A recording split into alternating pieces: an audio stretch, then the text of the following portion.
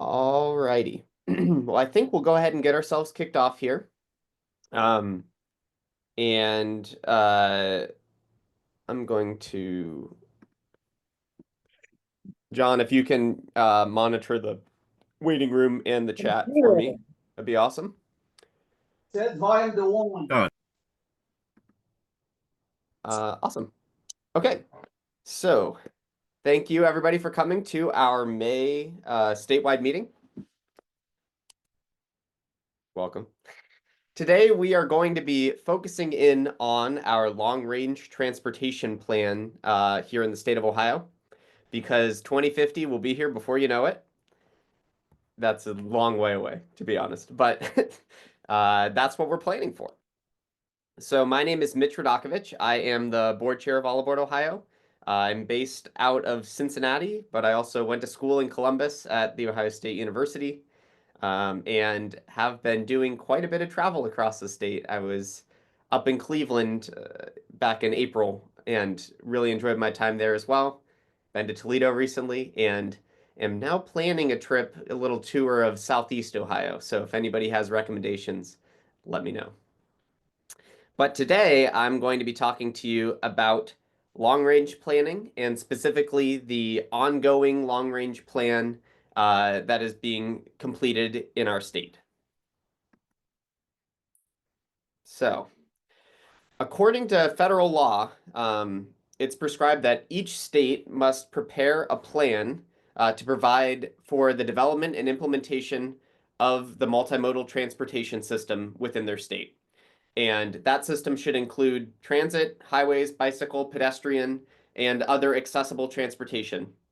And specifically, the law calls for this plan to be completed for an over 20-year planning horizon. And so this is actually governed through the Federal Highway Administration, believe it or not. But then it usually is completed by each state's respective Department of Transportation. And so within this long-range plan, there's a number of reasons for why it needs to be completed and then how it's actually utilized by the state. So first of all, it's for strategic planning. So it's going to guide shorter term plans, both at a state level and then also at a regional or city local level. And it will also guide projects. So essentially it's saying, do these short-term plans or projects fit within our strategic statewide 25-year goals? And that kind of also leads into prescriptive. So it's saying which of these projects, which of the shorter term plans will help us to achieve the strategic goals that we're laying out in the long range plan.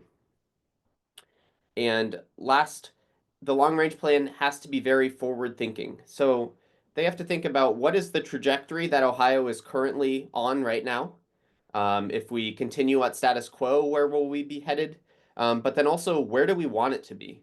And when they have the word "we" there, it's not just the couple of folks at the Department of Transportation making this plan. It truly is intended to be, where do the citizens of Ohio, where do the representatives of Ohio, where do the stakeholders of Ohio want our state to end up being? So a couple of questions that I sometimes get when we talk about long-range planning is, could projects be included in the scope of a long-range plan? And it really does depend on what the scope of the project is, because you could have a 25-year project potentially. There's some very major long-term projects that could be completed.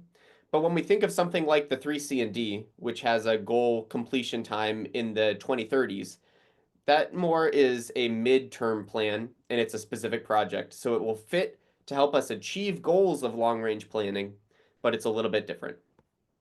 When we're talking long range plan, it's much more talking about wanting to have a more sustainable transportation future, wanting to have a more connected transportation future, things like that. So with that background of long-range planning, we're going to focus in today on Ohio's long-range plan specifically, which is Access Ohio.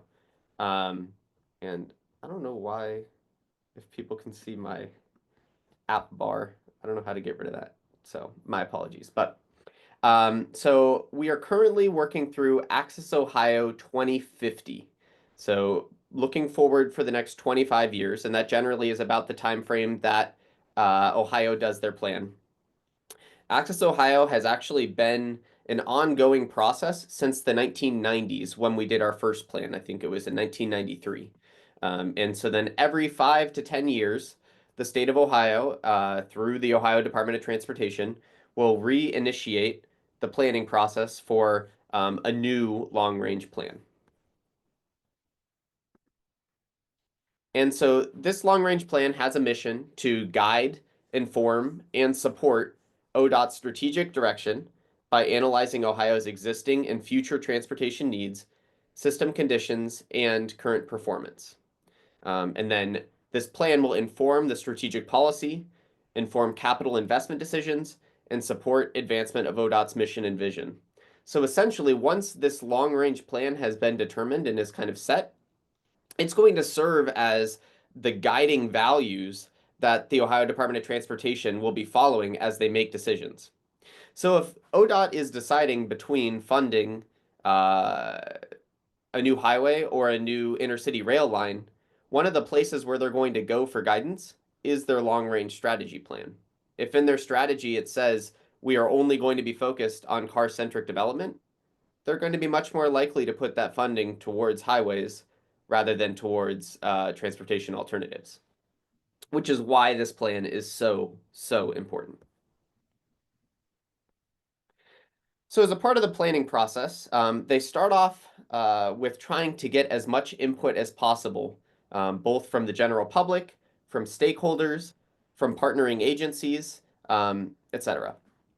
And so one of the ways that they go about doing this is the travel preference survey, which actually I think it went out back in 2024. I remember we passed it along to our membership and we had lots of folks fill it out. Um, then after they have those survey results, they're also reviewing hundreds of different plans from across the state.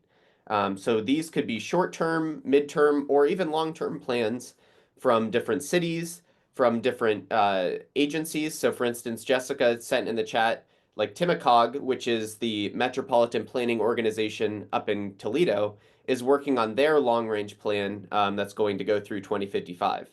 So ODOT is going to review all of the different MPOs. There's 17 across the state.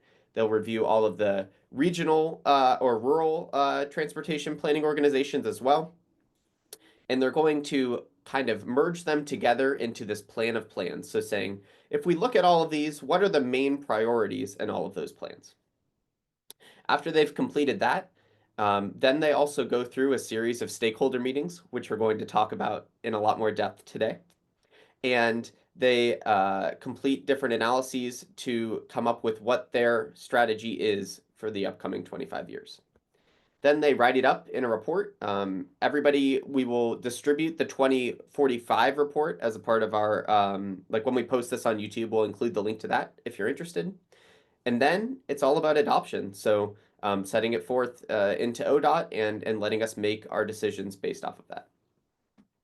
They're clear in their chart here as well that throughout the process, there will be ongoing public and stakeholder engagement, but there's only a couple of times when there are specifically scheduled meetings for the public to give their input.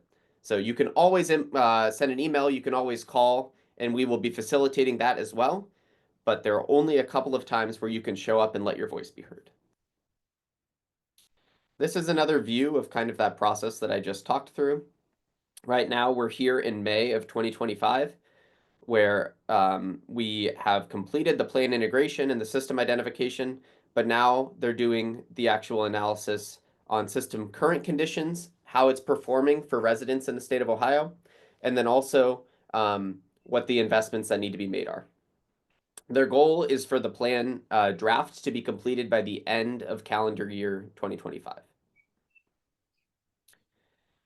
So from their current draft, they've published what their draft goals are. And so again, this is based off of a review of all of the different state, regional, and local plans that they've reviewed, and then also through their initial stakeholder and public input.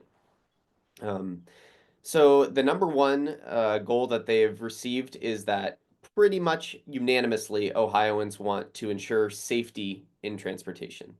I believe in the survey it was around 95% of respondents said that this was a top priority for them. Now, a key thing here is in what the interpretation of safety means. There is a chance that they can interpret safety purely as saying, we want people who are driving to feel more safe. There's also the chance to think we want to reduce pedestrian or cycling crashes that are related to motor vehicles. Those are both two potential interpretations of what safety means. A third potential interpretation, though, could be we want to have less people driving because when people drive less, people are safer. If you're on a bus, you're significantly less likely to get into a deadly accident than if you're driving, regardless of if you're on your phone or not. And so it's kind of that third perspective that we want to be very clear as All Aboard Ohio that we bring to the table as a potential looking forward into the long term. The second one is on the preservation of our transportation infrastructure. So I know if folks are from Cincinnati, you are familiar with our crumbling bridges. I, joking to my friends, say that I have a list of my top 5 crumbling bridges in the Cincinnati metro area. Feel free to send me a message afterwards. I'd be happy to share. But we have infrastructure all across the state that is in need of preservation. And so there are a lot of respondents on the survey, and then also lots of regional interests who are emphasizing the need to be having funding that's going towards making sure our existing infrastructure can continue to serve the population. The third is efficiency and reliability. So if you have crumbling infrastructure where bridges have to be shut down for maintenance or where highways are having issues with reliability, or if we have public transit that we have buses that need maintenance, or if we have rail systems that aren't running on time, Ohioans have emphasized that that is an important thing to them. And then lastly, and in my opinion, most importantly, well, aside from safety is important to be clear, but mobility and accessibility. So making sure that Ohioans have the opportunity to take different transportation choices and to be able to get from where they live or where they work to where they want to go easily, reliably, and affordably. So one of the ways that they were able to get to these goals as well was through the ODOT transportation survey, which I talked briefly about earlier. And one thing that I wanted to point out here is from this survey, around 80% of Ohioans have indicated that a improved public transportation network and improved rail network is either important, very important, or extremely important. And specifically, we have nearly 36% of Ohioans saying that an improved rail network is extremely important. Now, I don't know about you, but I can't think of very many issues in Ohio or even in the US that would receive 80% popularity that we've seen here. And the other piece I'll say, this survey was conducted last year, had more than 10,000 respondents, and has been verified as statistically significant. So they made sure to not just have selection bias with who filled out the form online. They also did different processes to make sure that they had a wide variety of respondents from all corners of the state, all communities, etc. Now, one thing that I saw in the transportation survey that could be concerning, though, is this question, which they title as mode choice. When they ask, what do you typically use in terms of transportation modes to get to the places you need to go? What's concerning to me here is they see that driving alone is nearly 90% of folks saying that they do it at least once a month.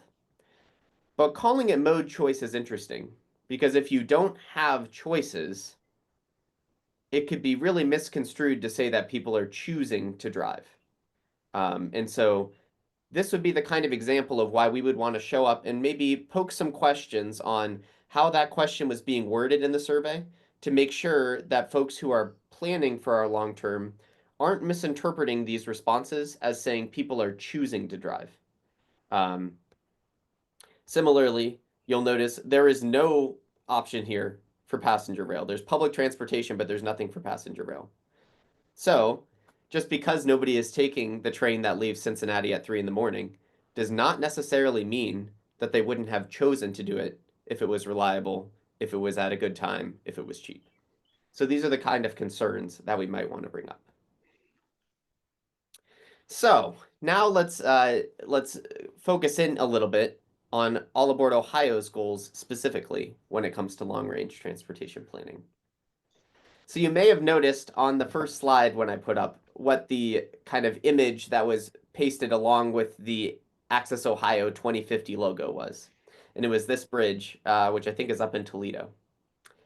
Our goal as All Aboard Ohio is for when we think of Access Ohio, when we think of the 2050 long-range transportation plan, sure, we can think about our highway bridges, but we should also be thinking about trains. We should also be thinking about buses. We should also be thinking about bikes. And so it's our role as Ohio's transportation advocacy organization to make sure that all modes of transportation are being considered as we go forward with this 2050 plan. So, All Aboard Ohio's long-term priorities. First and foremost is intercity rail connectivity. That's why one of the big reasons why we're all here. We know that we have a number of proposed rail lines that would help to connect our state. We also know that we have a number of lines that already go through our state, but are not necessarily serving the needs of our population. So we want to really put our voice out there that we want to improve access to the existing and bring a wider range of connectivity in our state. We also want to emphasize the need for an improvement to our regional bus networks. So as we start to bring new rail lines on board, we know that not every, even mid-sized or large city may be connected initially by passenger rail. So we want to make sure that there are a variety of connectivity options to get folks from those major cities or smaller cities or even towns and villages to their nearest larger city or train station. For instance, if we have folks down in Canton who need to get to Alliance, we want to make sure that there is reliable transportation to get them there. If, for instance, Akron is not being considered right now as a part of the 3C&D, we want to be very, very clear that there needs to be reliable, for instance, Amtrak throughway connectivity to get to Cleveland to get on the train. We could also look at Greyhound and Megabus. Megabus, I know, has pretty much disappeared from Cincinnati. And in most of our major cities, the Greyhound stations have been getting moved from the city centers to gas stations, essentially, on the outside of town.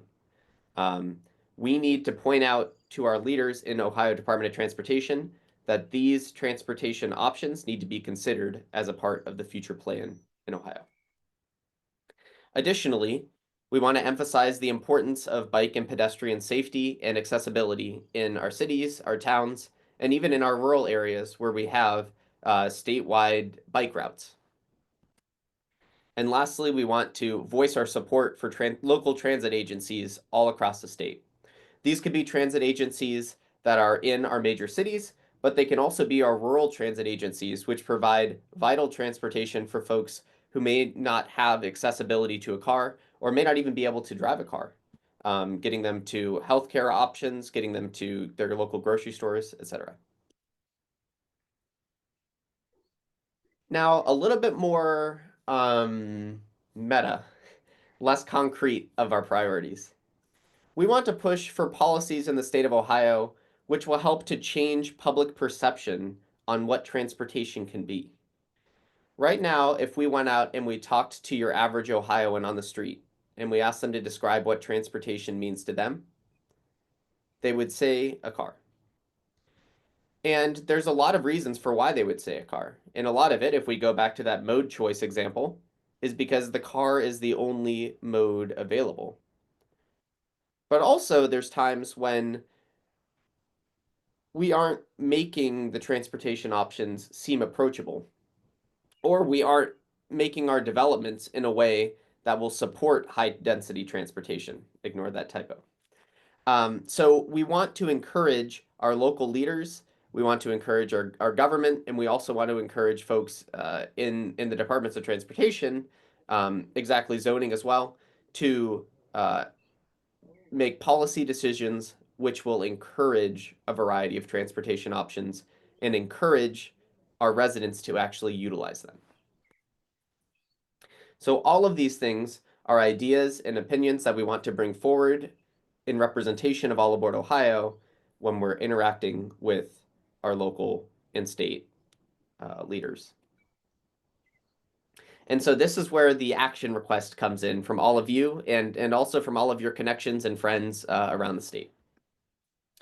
So we have a total of 12 events in the month of May where we can interact with ODOT face-to-face. And so I actually was just able to attend the one in Cincinnati this past week, where it's a public open house, where I'll go back to that slide, where they have first a 30-minute open house where they share all of the research that they've done so far, the surveys, the different plans that they've reviewed, and the current transportation and development trajectory in our state. Then they share a presentation to the crowd where they talk through what their future plans are and kind of where their minds are thinking right now. And then there's an opportunity for questions, answers, and also just discussion with the statewide project leaders. I think for folks who have attended so far, they can attest to this. It is extremely important that we show up because this is the time when they get to hear from the public. And I'll give a couple of examples of places where it is so important. So first, the survey that I shared earlier, if they're seeing mode choice as 90% of people driving, we need to question that and try to change perspective there. But another example is they have maps up. You can kind of see it over here. Maps up of each of the districts. When you show up, they'll like show the map of the area around the city that you're in. And one thing I noticed in Cincinnati is they have each of the local airports. They have every highway denoted. They have even river ports denoted. They did not have the Amtrak station on their map. So it's kind of showing the perspective that they're entering into these conversations with. And we really want to be. So what did I do? I wrote on a post-it note, the Amtrak station's here and should have been noted on here. Another thing, they have this chart which says how many airports are there, how many miles of highways. They even have how many miles of passenger rail. And you'll see, look, our advocates put some notes there. They don't have how many train stations. So and they also don't have the Greyhound stations denoted. So these are the kind of things that we want to make sure the folks that are doing the long range planning are thinking about. And that's why we need to bring that to the conversation. So these are all of the different places where we have sessions in the month of May. The red ones are sessions which have already occurred. And this week, we have sessions in Columbus, in Lima, and one, I am realizing I missed one, in Ashland, Ohio, which is near to Mansfield. It is critical that we have representation at all of these. And we have an RSVP page on our website where we're tracking folks raising their hand and saying we are going to be there. We had fantastic turnout in Cincinnati. We had over 40 folks. I know we had more than a dozen in Dayton, and I think we had a couple of folks in Toledo, but for all of these, we would have liked to have even more. And so our challenge is let's try to beat that 40 in Cincinnati. Let's try to get even more at some of our other locations. A couple of places where we're struggling to find advocates who can come out are in South Point, Ohio, which is near to Huntington, West Virginia, in Marietta, Ohio, and in Zanesville, Ohio. So if you live in those regions or if you have connections in those regions, please reach out to them and encourage them to show up. They only need to be there for an hour, but we need to show that there are supporters in all corners of the state. And we know that there are. I actually recently did an analysis of our membership list, and we officially have an All Aboard Ohio member in all 33 state Senate districts. Our goal is to have a member in all 88 Ohio counties and a member in all 99 Ohio state representative districts by the end of 2025. So if you have friends, encourage them, sign up for our newsletter, check the box to become a member. We also have the option to be simply signing on your support as a member rather than being a voting member, so that doesn't even require dues. Try to get as many people as possible to sign on to that at a minimum. We currently have right around 2,300 members, and we want to grow that number exponentially. So yes, why is this important? Like I said, it's one of a few opportunities for public input. It allows us to bring new perspectives to the table and really to intercept what can oftentimes be a transportation planning echo chamber that is very highway focused, very road focused, and very kind of conservative in terms of change. If this is the system right now that they view as working, it's kind of hard to think outside the box if you don't have folks like us in the room saying, we need to think differently. We need to think about the future. One other interesting thing that I noted from the survey, they had a question that was related to age, where they said folks that are 18 to 34 highly emphasize the importance of public transportation, of passenger rail, of biking, pedestrian safety, transportation alternatives. And folks 35 and up strongly favor highways. And what was interesting was the presenter said, we think that this is because of the stage of life that people are in. They have moved to the suburbs, they have kids, they need a trunk, etc.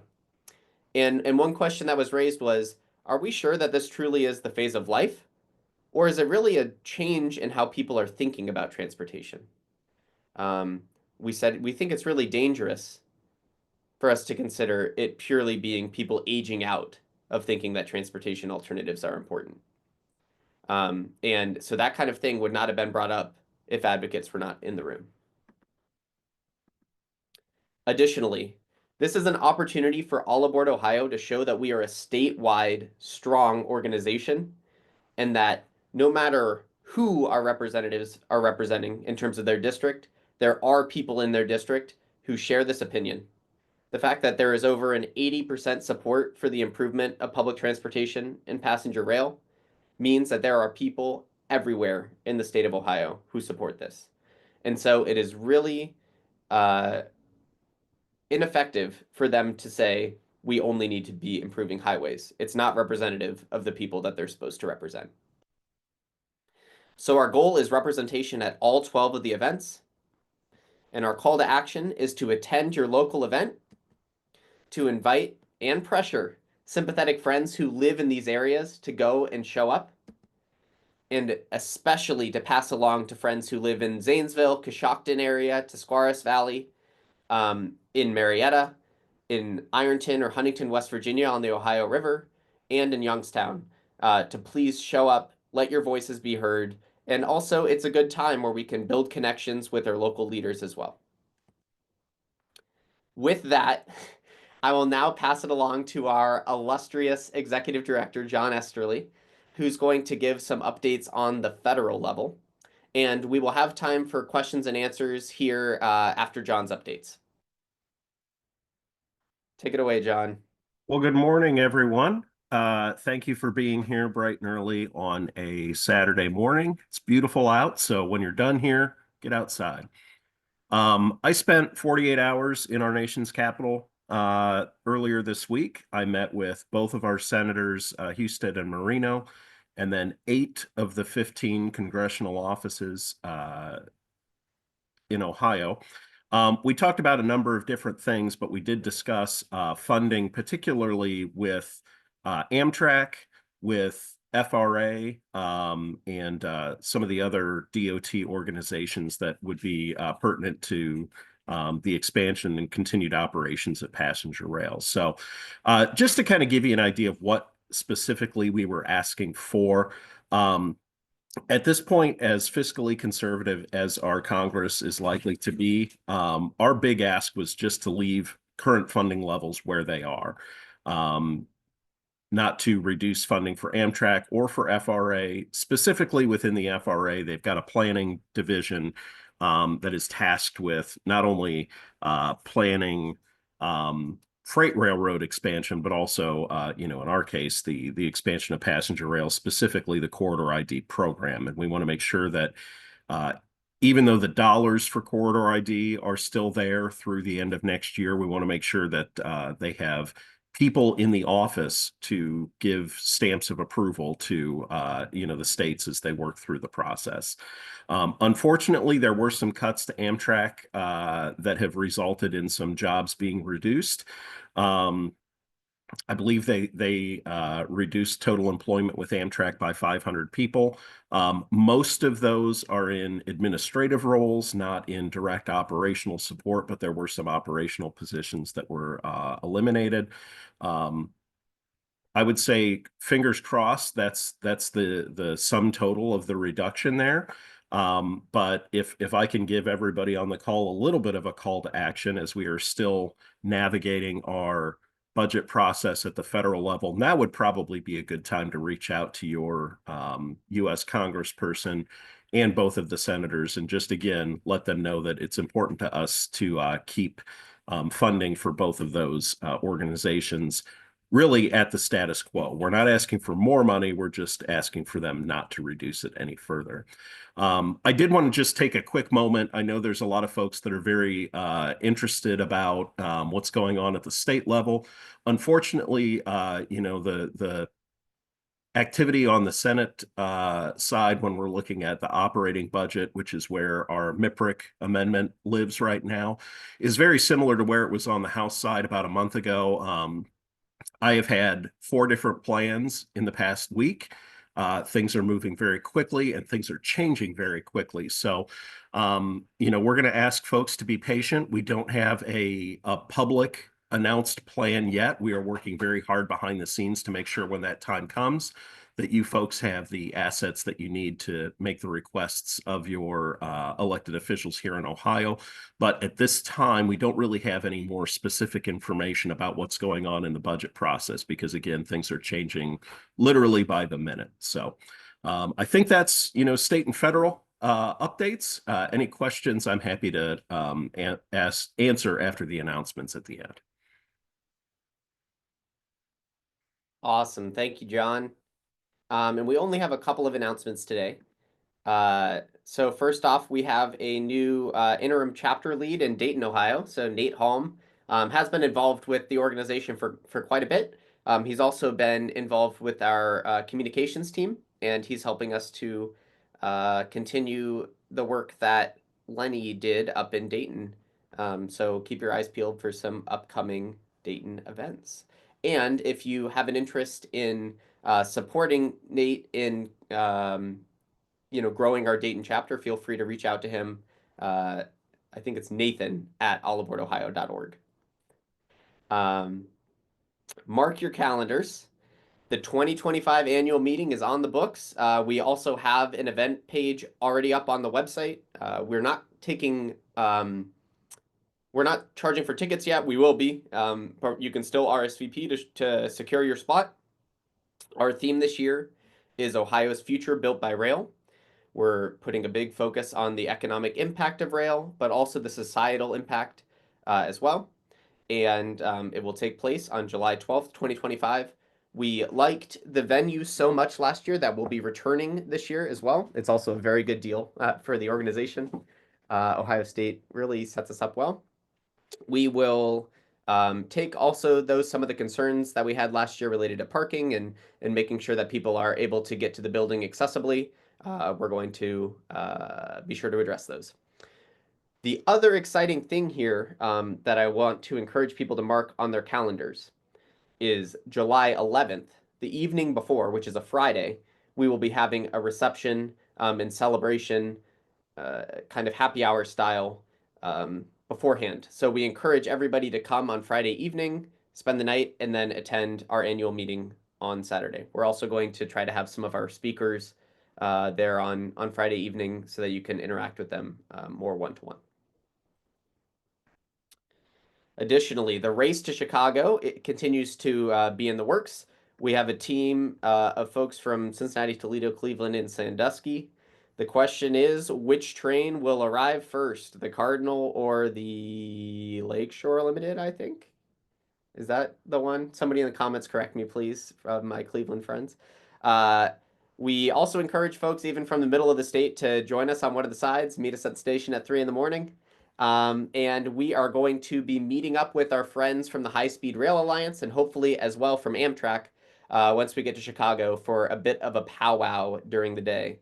So should be fun. For those who are familiar, I would call it potentially type 2 fun, where you might be a little miserable at 5 in the morning, but afterwards, Howard can attest, you'll be glad you did it. We did it for Cincinnati on last year. So the specific date for the race will be announced very soon. I don't know. I know Nate's been involved with that planning. If there's a specific date we're looking at, but it'll likely be late July or early August. Is that correct, Nate?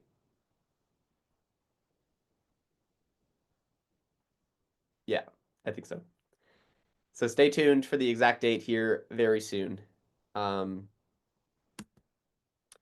encourage everybody to join our All Aboard Ohio Slack, which I'll send the link in the chat as well for folks. This is where we send kind of very frequent communications. We also have lots of fun places to do discussions, question and answer channel, things like that. If you are not familiar with how to get on Slack, feel free to reach out to anybody on the board and we can help to get you set up.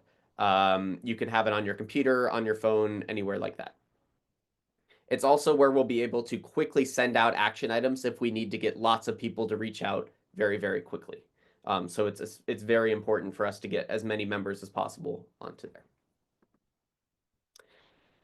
And that is what I have for today. So thank you everybody for joining. And we have a good 15 minutes for questions and answers. So, Jessica, I see you have your hand up.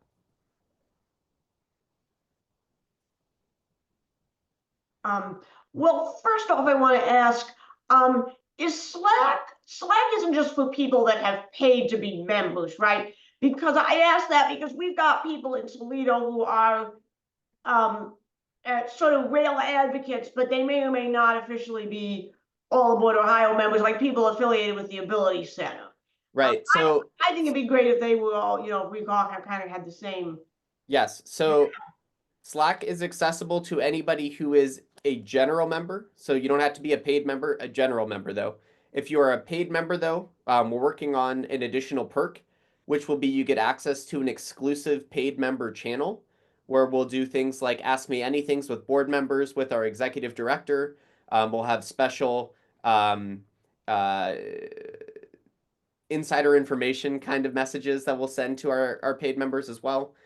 So there's like an additional perk for being a paid member on Slack, but anybody who has checked that box on our website that you want to be counted as a statistical member is welcome to join our Slack. Okay, and then the other thing is obviously the Toledo sessions have already happened. I went. It seemed to be a pretty small crowd. I believe one or two other people there were there as advocates. It seemed like almost everybody was there either with ODOT or with FEMA whose building it was held in. And they decided not even to do the presentation. They just the ODOT people kind of hovered around me as I was going from board to board. So the good thing is I think it did, I got sort of, and there were a couple of other post-it notes that were not written by me that were about, I think there were some about passenger rail and transit. I should have kept better track, but I didn't have the benefit of having gone to this meeting first and seeing some of your information from the slideshow. And if you can get that, I know you always do post it, but if you get this presentation posted, I think that's something that could be used. Like we share it with our Facebook friends who may not have been at this meeting, and then they have a better idea of what to focus on if they go. That's exactly the plan, Jessica. And one thing I will say is, so I attended the Cincinnati meeting the day after your Toledo meeting, and the presenter shared that he had heard stories in Toledo of advocates who wanted to have transportation alternatives because they were unable to drive. So your advocacy made a difference, Jessica, and they remembered that. So it's really awesome. To say this because I know you want people to go physically, and I do too when people are able, but there are email addresses of the ODOT officials on the site. And they were anxious to hear from me. I mean, they encouraged me to follow up by sending them, because a lot of what I had in resources was more links. I didn't want to give them the flyer that I had from All Aboard Ohio from a long time ago that has all the, it's 20% safer to be on a train, because it was older and I thought you were updating it. So that was, and I know I keep repeating about that, but that's another, because I'm always thinking in terms of, can I give somebody something if I'm out at a public event, of which Toledo has a lot. Yeah, we're working on having more stuff to distribute, and we'll get that out shortly. What I say to other people if I'm encouraging them to advocate, and that's why I keep, and asking you for the details of what to do. And plus, I guess I kind of thought that this state budget was really crucial in terms of whether we move forward, and that's why I kept, going, don't we get, there was some discussion of like trying to get other organizations and businesses involved, and that's a long-term thing. So, but it seems like that's not something we want to do to get those people involved in the Senate budget part.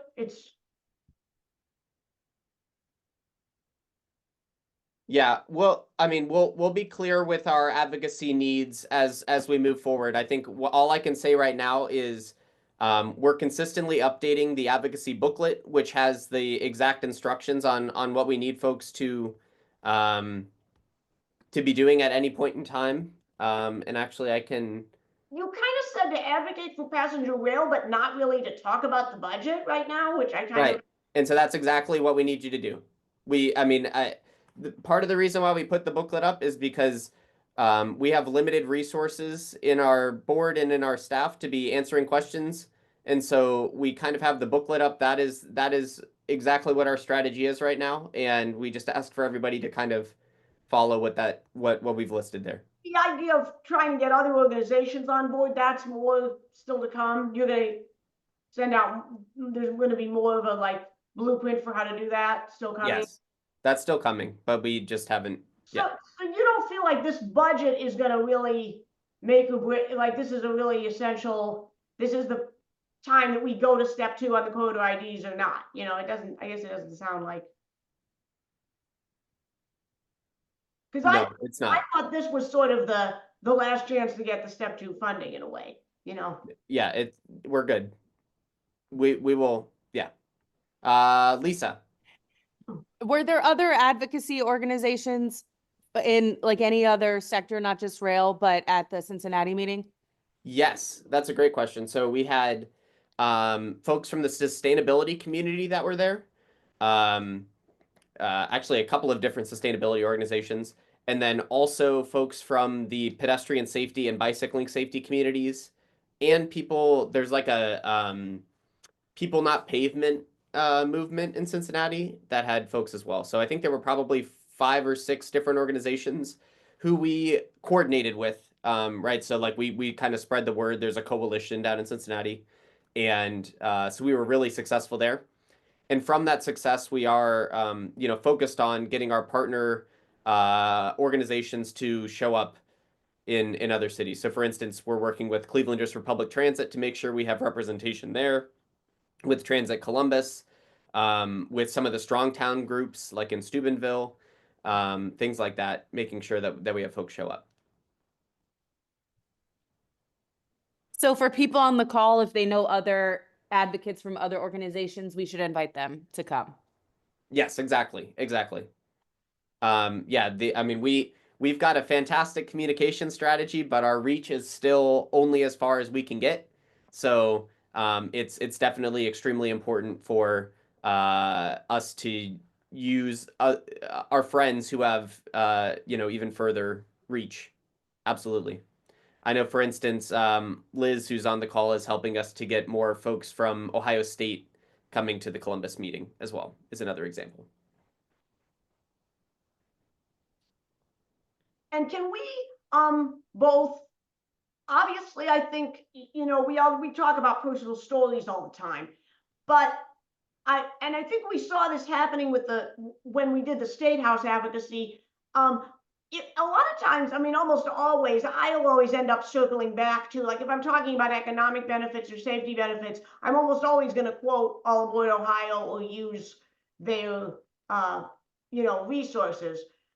And that's okay, right? I mean, because Randy Lane seemed to want me to follow up with email, and I guess I figured you and John would be talking to him too. I didn't know if we should, restate, and reuse All Aboard Ohio stuff, but I think if you provide a unique perspective, which I know you do, Jessica, I would focus on your perspective. You can always use our resources that are public, but I think that the most important thing you can do is to provide your story in your voice. Any other questions?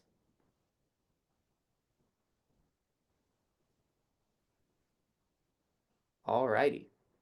Well, thank you everybody for coming. We will get this posted on the website. I guess we'll end a couple minutes early. Again, the call to action is if you or somebody you know lives near to any of these places on the map, please go to allaboardohio.org, go to our events page and RSVP, share with all your friends. Let's try to get dozens of people at every single one of these. I think we could do it. Mitch, Yes, Sue? I put in the chat, do we know if we have any Amish members? I don't know if we have, like, I don't think we've, like, asked specifically, but I do know we have connections into the Amish community. And so, for instance, we're working with one of the planners up in Holmes County, who has lots of connections. So I think that that's a really good and important place for us to focus, for sure. Was that where you were going with that? Yeah, because they're heavy users of Amtrak. Absolutely. Absolutely. like I said, this recording itself, I think, would help people who, didn't attend today. If they're like a social media connection with one of us, they'll see what we talked about and what they'd want and what we would want them to talk about if they go to one of these. Absolutely. So yes, this week's meetings, Columbus on Monday at 5 p.m. at Morpsey. Tuesday is in Ashland, Ohio, May 13th, at the ODOT District 3 offices. And then Wednesday is in Lima at the Veterans Memorial Civic and Convention Center, also at 5 p.m. Then the week after is in Zanesville, in Youngstown, and in Akron, and in Cleveland. And then the last week is in South Point, which is down near Ironton, Ohio, by Huntington, West Virginia. And then last is in Marietta. So spread the word, sign up on our website, and hope to get lots of photos and stories from everybody from across the state. So with that, I think we will call it here. So thank you all for joining, and hope to talk to you soon.